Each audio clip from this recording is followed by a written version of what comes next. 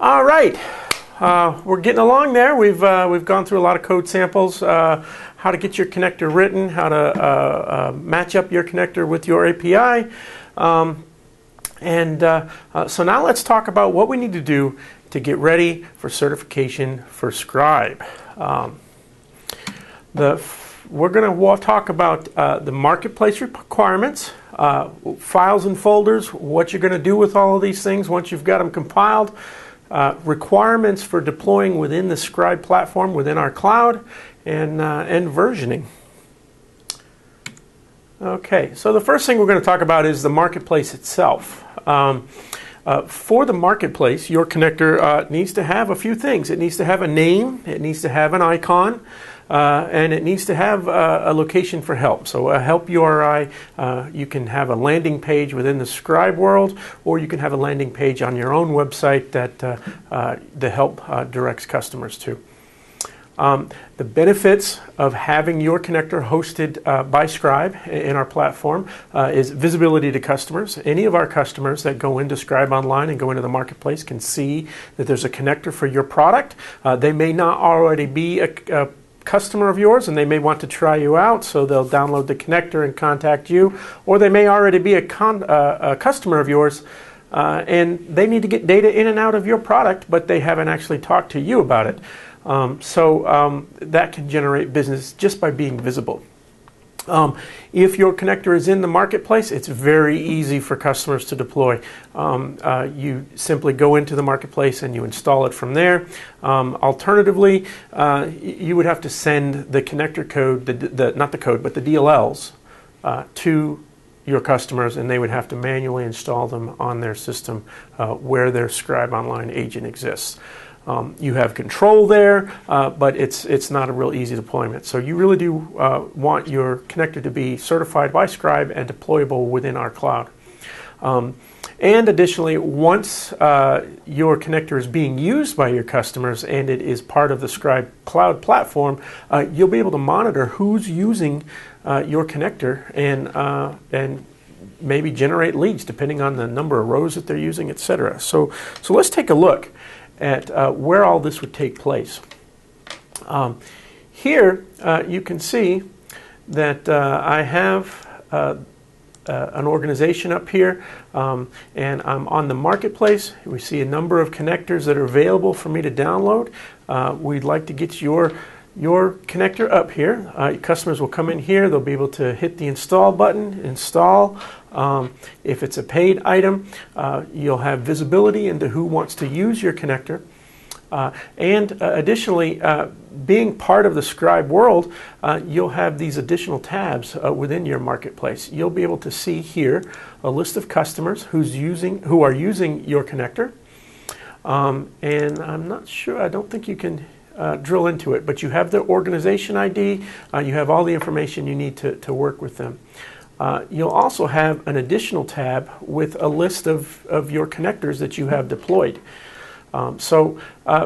Being in the marketplace is very desirable. So this icon here is something you'll need. You'll need the name, and you'll need the help location. So here, let's take a look at some connectors. As we drill into a connector, we have a help file icon here, and as soon as this completes the load, we'll be able to click on that icon and it will take us out to a website with the help information.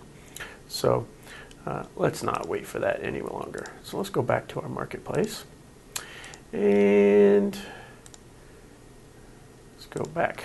All right, so those are the benefits of being in our marketplace and the things that you need. So for files and folders, you'll need to think about the idea that all the connectors have their own unique folder. So if you go into your Scribe Online directory within the agent folder, you'll see a series of connectors.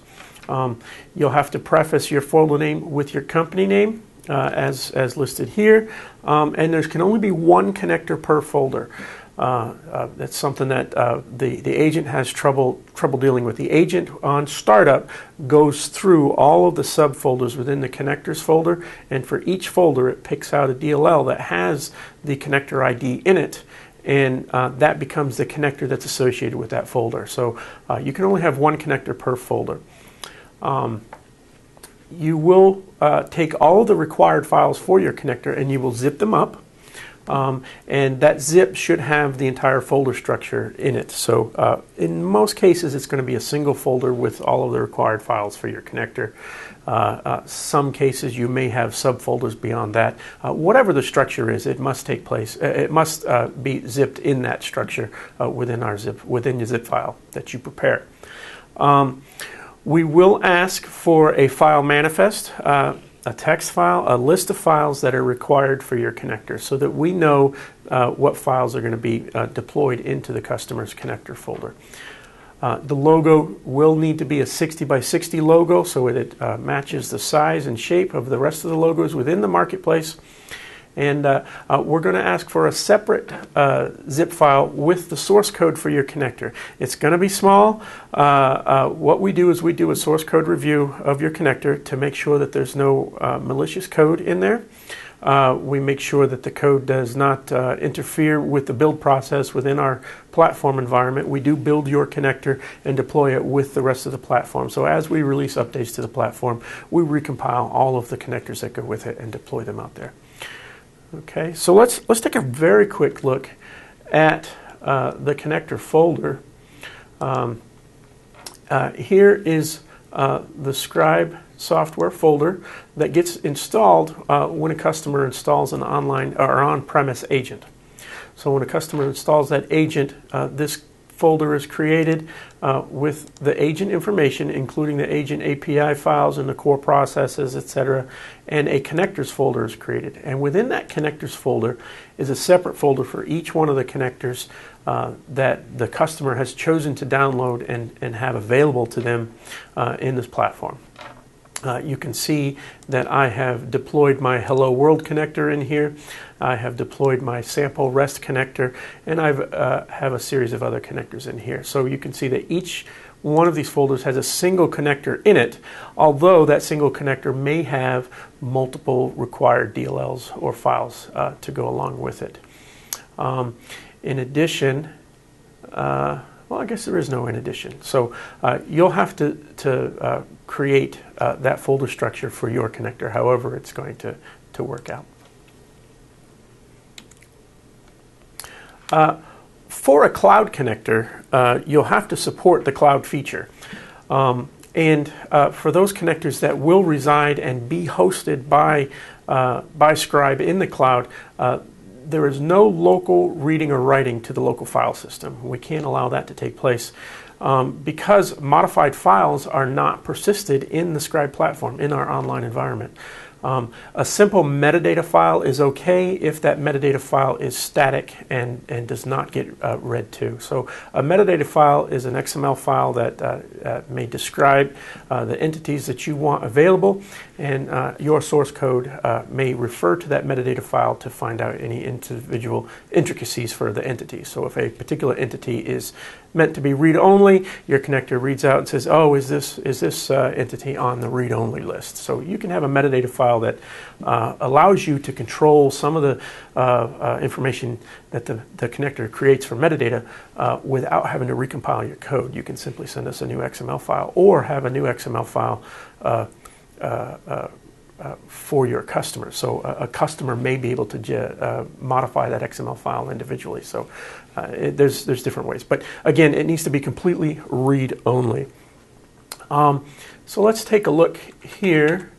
We'll take a look at our Hello World example. We can see that in the Hello World example, we have this supports cloud flag that appears in our connector settings. So we have our connector settings, our constant, that determines whether or not this connector is supported in a cloud environment within Scribe. If this is set to false, then your connector can only be deployed to a customer who has an on-premise Scribe Online agent. So they have to have chosen the on-premise option when they create their agent within the Scribe Online platform. So in order to be supported by the cloud agent, you have to have that supports cloud flag turned on within your code. And here is the supports cloud flag within the Scribe connector construction method within the GoToWebinar sample that we've shown. Okay. Versioning. The version number is kept in the code. The version number is important. Each time you update your code, you should always update the version number, increment it by whatever method that you like, or whatever increments that you like. And the platform will use this to push updates down to your customers. So your customer has your connector installed in their environment from the marketplace. It stays installed. If a new version of the connector is deployed into the cloud, that new version will automatically filter down into each of your customers' sites. So that, and there's no override for this. So once you've released a new version of your connector, that new version will get filtered down to all of your customers the next time they start using the connector. You cannot have multiple customers using different versions of your connector. So if you have a bug in your connector and you want to try it out and have just this customer use it, we don't support that at the moment. In the future, though, we do anticipate having a sandbox environment for you to deploy your updated connectors in and test prior to actually rolling out to your customers. So in the meantime, the best way to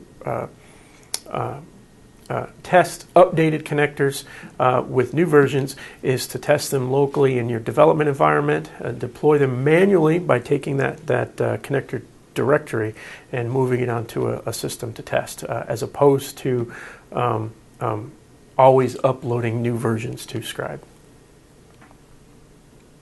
And so let's take a look just real quick. Version numbers, again, in the constructor of the connector. Here we have version 1000. Again, versioning and incrementing, completely up to you how you want to name those versions. And our other product, our Hello World, just has version 1.0 listed in it. All right, so those are the things we need to think about when we're getting ready for certification. Marketplace requirements, icons, help files, etc.